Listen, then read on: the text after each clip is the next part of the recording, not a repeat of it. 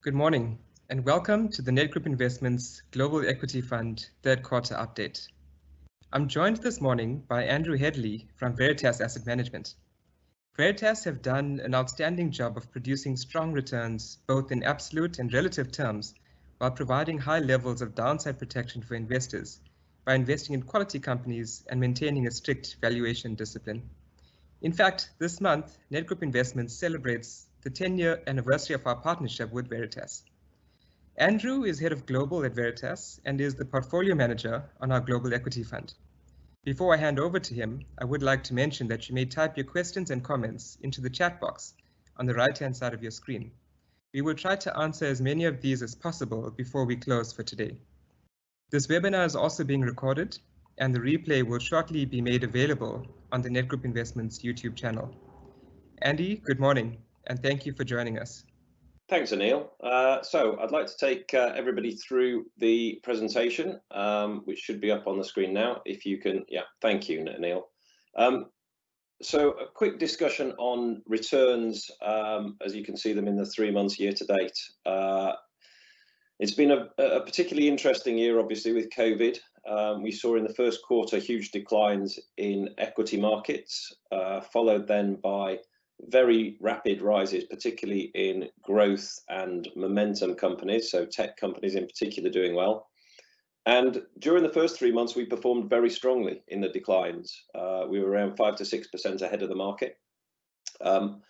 What's happened since then is that as the market has recovered, we haven't been as exposed to those companies that have been recovering, so the big tech companies in particular. And so we're now slightly behind the market year to date, as can be seen from this slide here. We tend to look over a longer term period when we're analysing our results, and as you can see, our since inception results continue to be pretty strong. But I think it is a little disappointing that that in the recovery we haven't done better, but we'll come to the reasons behind that over the next couple of slides. Anil, if you can move on to the next slide. So this is some attribution. This is only 3 months, but I will talk to the longer term attribution as well. And the big impact for us over the really the 6 months post the bottom in the market. So the market's declined in the first quarter substantially on COVID and the closing down of economies. And then since then, markets have rallied very strongly over 6 months. And the two factors that have negatively impacted us over those 6 months are basically, first of all, IT. We have a very small weighting in IT. You can see it halfway down this slide here. Our average weight is around 5%. Whereas, as you can see, the average weight in the index is almost 22%. It's actually nearer 25% in actual weight now, and it's the strongest performing sector really. So that's been very difficult for us with having such a low weighting in IT, and yet seeing these companies perform extremely strongly. The biggest companies in the MSCI world are all IT companies. So the biggest 10 companies. The biggest 10 tech companies in the MSCI world are Apple, Microsoft, Amazon, Alphabet, Facebook, Nvidia, Adobe, Netflix, Salesforce, and PayPal. If you look at those companies, their average PE multiple is 55 times for 2021 earnings. So this is not even 2020 earnings, which obviously will be negatively affected. This is 2021 earnings, and those earnings are adjusted to remove all the bad stuff and remove share-based compensation. And the average is still 55 times for those companies. So they are very expensive. So the reason we don't hold many IT companies is not because we don't like them and we don't appreciate their business models. It's because the valuations of these companies are extremely high, and extremely high relative to history. And what we've seen before, even accounting for low interest rates. So that's one factor, is that we've been underweight a sector that has performed particularly strongly. And the second factor that's impacted us negatively is that we are holding a large position in aerospace companies, which is our industrials exposure. Now, many industrials have actually performed quite well. certainly post the declines that we saw in the first quarter, whereas the aerospace companies have not performed well. They've kind of gone sideways post the declines. Our view is that these companies offer very, very good value at this juncture. We see a lot of these companies as offering mid to high teens IRRs over the next 5 years. What we think the market is worried about is that people will not go back to flying. We believe that once a vaccine is in place and people are comfortable, that one of the first things they will do actually is get back on an aeroplane. And so we think if you're a long-term investor and you're taking a view that is longer than 1 year, we think that these aerospace companies, which we can come to and very happy to take questions on, will perform extremely well over the next 5 years. And so those two factors really explain our marginal underperformance in the year to date, but also particularly explain our quite large underperformance since markets bottomed in sort of March 2020. Can you move on to the next slide, please, Anil? So again, this just shows what we were just talking about now. So this is positive and negative contributors. No surprise that the biggest contributors are Charter, Facebook, Alibaba, which would fit within that kind of higher growth momentum type companies. We still think those companies are fairly attractively valued.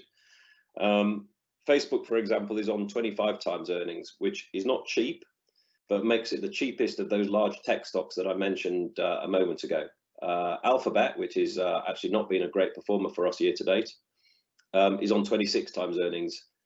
And again, 2021 earnings, which makes it the second cheapest tech stock out of those tech stocks that I mentioned a moment ago. Elsewhere, in terms of performance, there's no real theme that runs through the performance other than in the bottom right hand corner, with the negative contribution coming from Safran, Banshee, Raytheon and Airbus, which are all transport related. So they're all either aerospace or toll road related. So clearly they've been negatively affected by the coronavirus, and we've seen short-term demand impact on all those companies. But we think, as I said before, that over a sensible time horizon for investment, that these companies will perform well and are extremely cheap.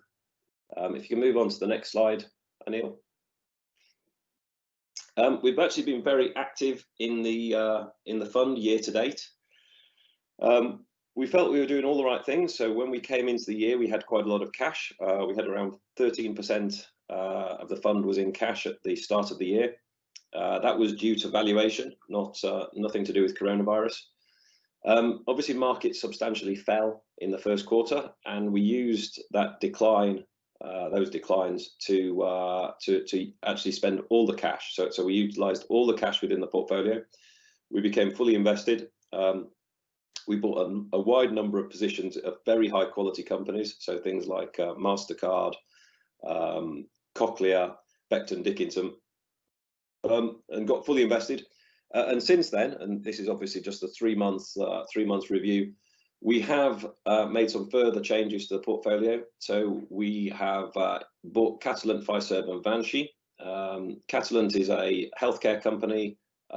It does the development and manufacturing of pharmaceuticals and helps pharmaceutical companies, particularly with things like formulation. So they're very good at things like oral gels, which are difficult for biologics. So they have a lot of IP in this space, and they're market leader. It's a very fast growing area. Fiserv is a fintech company, basically a payment processing company. And Banshee, we have bought, which is a French company conglomerate that basically largely does toll roads and airports. And we bought that obviously post COVID. So the share price has declined substantially on the back of COVID, and we think the company is extremely well placed over the next 5 to 10 years with very long dated concessions in toll roads and airports. In terms of the sales, Altice USA, we removed Altice because we took the position in Charter up. Charter is a better quality company in our view in terms of cable companies in the US. Cigna I'll actually come back to Raytheon, again, is an aerospace company. We decided we wanted to concentrate our aerospace exposure in the companies that were most exposed to COVID. So their share prices have declined the most. So we took up the position in both Airbus and Safran and sold Raytheon. And Reckitt Benckiser reached our valuation target. Excuse me. And so we've sold that. Cigna is the position that we've removed because of political exposure. So Cigna is a US health insurer. Obviously, we're seeing a greater likelihood that Biden will win the US presidency, and it's also possible that we will see a Democrat clean sweep of the Senate and the House of Representatives, as well as the White House, in which case some of these health insurers might be in a more difficult situation. And we felt particularly with Cigna, because Cigna is mainly exposed to private health insurance, not government-run health insurance. We think the Democrats will try to expand government-run health insurance. And so we felt that Cigna is likely to be negatively affected by a Democrat clean sweep. And so we've obviously been through the whole portfolio, trying to understand which companies are most exposed to politics as we go into an election, and the only position that we've done anything about is Cigna. If you could move on to the next slide, Anil. So this is a summary of the portfolio as we stand. Not a huge amount of change from the last quarter in terms of the top positions and sectoral positioning. As you can see, healthcare remains a very large position for us. We're still very happy with our healthcare positions. Cash is now down at 1%, so we're very fully invested. Outside of that, the positions are largely the same in the top 10, and MasterCard, obviously now a new position in 2020, is now a top 10 position, 4.4%. And the other areas that we've taken up are Safran is now, as you can see, a 4.8% position, and just outside the top 10 is Airbus. And I think it's probably worth talking a little bit about those companies, because clearly year to date they've not performed particularly well. So our view on aerospace is, first of all, when COVID struck, we spent some time trying to understand the liquidity position of all these companies. So could they survive a couple of years with very, very limited demand? And in both cases, so Safran and Airbus are the two most affected companies. And in both those cases, we felt that they could survive comfortably. Safran had around 20 billion euros of liquidity available. Airbus had around 44 billion of available liquidity, which we felt gave both companies a couple of years with very limited demand that they could survive. So if Airbus basically had very few deliveries over 2020 and 2021, we felt that they would be okay with 44 billion of liquidity, and that was prior to making any major cost cuts, which clearly in the case of limited deliveries they would have to make. So once we decided that they could survive, we then started looking at the opportunity. Obviously, the share prices declined very quickly, and so we weren't in a position to have sold the positions before share price declines. So what our analysis then looked at the recovery, and our view is that we will see a recovery in air travel, so revenue passenger kilometers, back to 2019 levels in 2023. Now that's broadly the same as the industry body IATA think. Interestingly, we've met with Airbus and Safran recently, virtually I should say, and Safran in particular think the recovery will be quicker than IATA believe. So they think that once a vaccine is in place, we will see a rapid recovery in revenue passenger kilometers. What supports that view quite strongly is if you look in domestic flights within China and Russia, where in China the virus has largely been eliminated, and in Russia vaccinations are going on right now. We see in both those countries that domestic flights are now back above the level they were before the virus. So in China, domestic flights are 4% higher than they were before before the virus struck. And so we do believe that demand for flying will come back very strongly, as we've seen in China, once people feel confident that they're not going to contract the disease by flying. Now, I think our estimates at the moment are very conservative, but we have Airbus generating around €7 of free cash flow per share in 2024. Now that compares to just over €6 of free cash flow in 2019. So we're saying it's basically 5 years before the company fully recovers. We think that free cash flow deserves a multiple of around 15 times, which means that we think we can deliver a high teens rate of return by owning Airbus at this juncture. So at these price levels, we think we can generate almost a 20% IRR in Airbus at these levels. Safran similarly, Safran we think will deliver €6 per share of free cash flow in 2023. We think Safran is a higher quality company, deserves a 20 times multiple on that, which gives you about a 15% IRR from today's price. Now there aren't many opportunities, given the nature of the market today and how expensive the market is. There aren't many opportunities out there delivering 15 to 20% IRRs over the next 2 or 3 years. And so we think these are great opportunities for us to be invested in. And whilst it's unlikely that we see the share prices recover until a vaccine is in place, I think as soon as a vaccine is in place, then we will see these share prices recover very substantially. So we think we're well placed for that. Anil, if you could move on to the next slide, please. So this is just a summary of positioning. You'll have seen this before. Aerospace I've talked about. Again, big data. We think big data is becoming more and more important. We think that the rewards increasingly in a data-driven world will end up going to the largest companies with the most data. Obviously, Alphabet and Facebook fall into that, and we are looking at a couple of other potential investments that benefit from big data. Consumer staples we've talked about before. Financial services is interesting. Obviously, we now own MasterCard, Intercontinental Exchange. We are doing a lot of work on ANT Financial, which is coming as the largest IPO.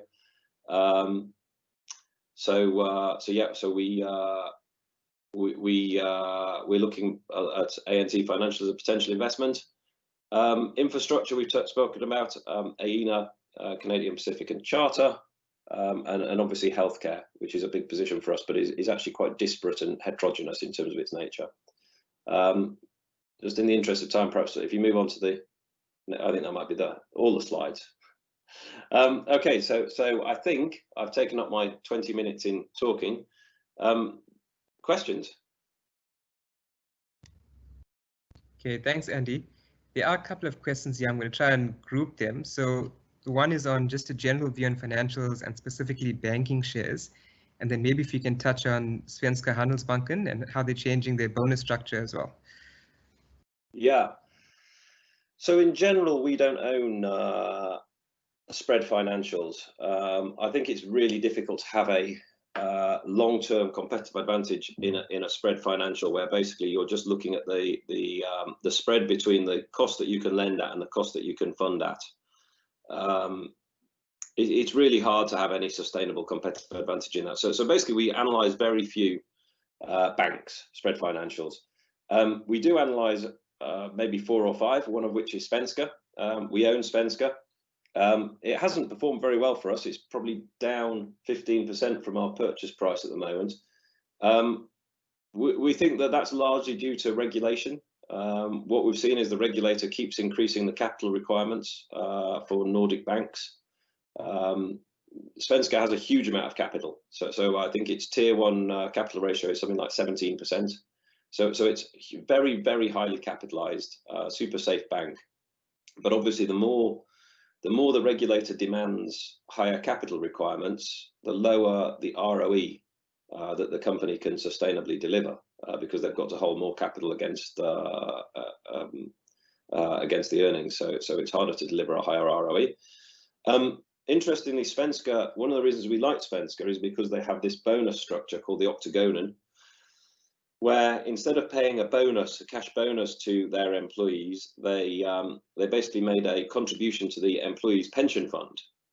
which meant that those employees were then incentivized in a different way to somebody who's paid a cash bonus, because the pension could be clawed back over time if the lending wasn't good. And so the incentive for the branch managers in particular was to ensure that the loans they made were particularly high quality, because obviously it's a long term, that they don't receive this bonus until they retire. Last month, the company announced that they were changing the bonus structure, one of a number of changes. We actually agree with most of the changes that the company has made, which includes things like reducing the number of branches that they have within the Nordic region, and aiming to become more efficient. We do not agree with the changes that they're making to the Octagonen. So we are currently in dialogue with the management team at Svenska. We've discussed it with the chief executive, and we are writing to the management team and the board. We do not think that they should be changing the bonus structure in such a way that basically changes this from a contribution to pension fund. They're actually discussing going to a cash bonus like other banks. We think that would undermine our investment case substantially. So we have written to the company. We're in dialogue. We're hoping that we can help them adapt the plan to incentivize their branch managers in particular to invest the bonus back into shares. Now that would be perhaps acceptable. What we don't mind is, we actually don't mind the cash bonus for admin staff. One of their rationales for the change is that they say that they struggle to recruit good quality admin staff, because admin staff are obviously not paid, and operational staff are not paid as much as branch managers. And at the competing banks that they could work at, they would get a cash bonus. Whereas at Svenska, they just get a contribution to the pension fund, which obviously they can't spend. It's only available when they retire. And actually, we have some sympathy with that point of view.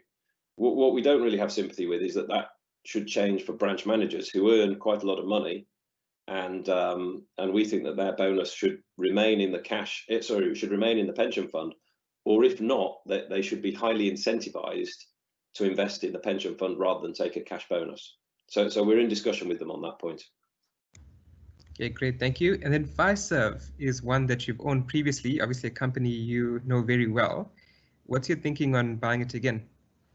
Yeah, so Fiserv is, we think, a brilliant company. We held it, I think, 5 years ago or so, 5 or 6 years ago. It performed very well for us, and we actually made a mistake though in selling it, because whilst it performed very well for us, it continued to perform after we sold it. So in a way, that's a sign of a very good company. We sold it entirely based on valuation, and we have had an opportunity with the COVID declines to actually take another position in it. So the share price has fell for a period just post COVID, and we've just used that as an opportunity to invest. I mean, it's a very stable payment processing business. They've made a number of large acquisitions in the last couple of years, which we think that these acquisitions will turn out very well. One of the things that we think they need to do is to have a focus over the next 2 years on cost reduction, having made some acquisitions.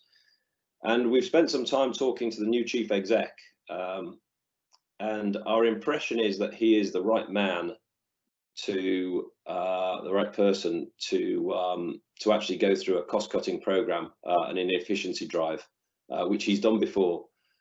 And so actually we're pretty confident that he's going to drive pretty substantial earnings and free cash flow growth over the next 2 or 3 years. So we think there's an uplift to earnings that perhaps people aren't quite anticipating at this point. Okay, thanks, Andy. And then just, the US elections have to come up. So do you think that if Democrats win, which sectors would benefit? Are you concerned about United Health and CVS? And what do you think about Facebook being an election year? Does it support the company? So quite a few just kind of lumped in there. Yeah, so I guess the first point to make is that we try and invest in companies that we can hold through multiple presidencies. So we try not to spend too much time worrying about who's in the White House, because we hope that the companies that we invest in are going to prosper regardless of who's in the White House. But having said that, obviously politics do have an impact, and in some sectors they have a bigger influence than others. In general, we're comfortable with what we hold. So for example, our healthcare positions, absent United Health and CVS, should all benefit regardless of who's in the White House. In other words, that they benefit from growing procedure levels and more healthcare, which we think everybody is likely to want to provide. So we're pretty comfortable. I mean, the two areas that you'd say we own that are likely to be Democrat affected if they get a Democrat clean sweep are the Alphabet, so Google and Facebook from a regulatory point of view, and United Healthcare and CVS from a healthcare point of view. Taking each in turn, Google and Facebook, we think it's very difficult for the regulators to do much to these two now. If you look at Google, the likely case that the DOJ will bring is related to their shopping. So separation of the shopping business. Maybe they'll look at, it's possible that they look at their ad payments business as well. But in either case, we think it's relatively minor. There has been some discussion that they might be expected in a worst case scenario to spin off YouTube. We think that would probably be a positive event for the share price overall. So we think that actually you'd see some value coming out of that. And at the moment, YouTube is a loss maker for Alphabet, and Alphabet have a huge amount of loss makers within the business. And so if these things are split out, what happens is that the core business, instead of being on 26 times earnings, which the whole business is on, the core business is on about 21 times earnings, because it's subsuming these losses within the core advertising business. So actually, we think if some of these things are split out and they force them to hive off, let's say YouTube, actually Alphabet share price probably goes up, and YouTube, if it's divested to shareholders, is clearly not worth nothing. You know, so YouTube is a valuable property, and so that's worth something to the shareholders that it gets spun off to, and at the same time, the valuation of Alphabet probably increases. So actually, we're pretty sanguine on Alphabet. Facebook, as Zuckerberg has accepted Facebook, the existential threat, as he put it, is that Instagram. They force Instagram to be separated.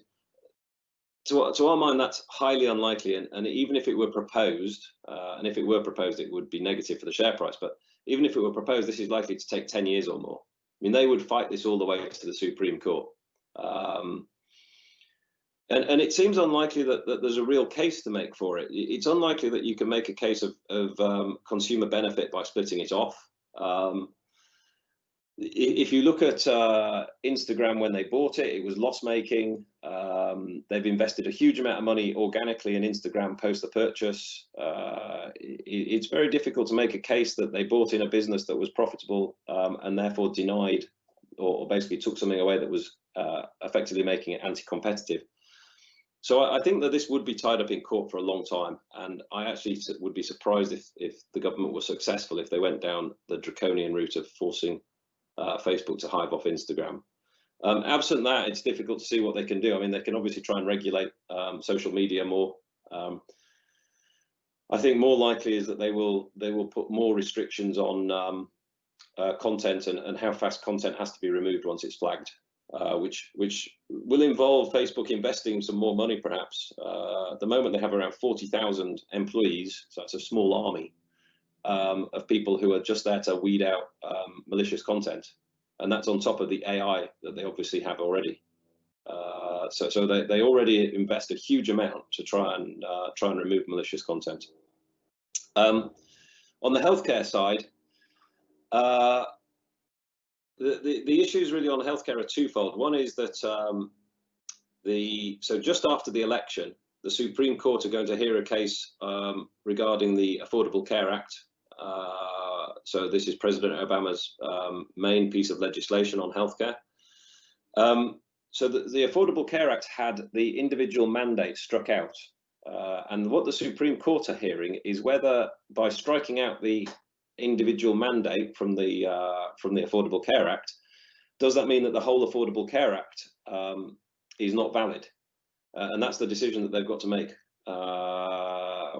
We think that they probably will go down the route of it is valid, but clearly it's a political decision quite often in the Supreme Court, and we are currently having a new justice being appointed, assuming she gets in and through the Senate hearings. So it's possible that the Affordable Care Act gets struck down. Something will then need to replace it if that's the case. I mean, you can't have the US with no provision for kind of Medicare and Medicaid for this population that are currently on the Affordable Care Act. So all of these people who have Medicare Advantage and things, that they have to have something put in place instead of the exchanges.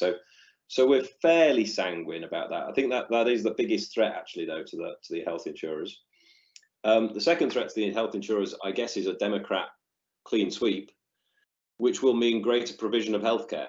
Now, that's great for our healthcare positions in general. It's negative probably for healthcare insurers that are biased to private health insurance, so commercial health insurance, rather than those that are biased to Medicare and Medicaid, so Medicare Advantage,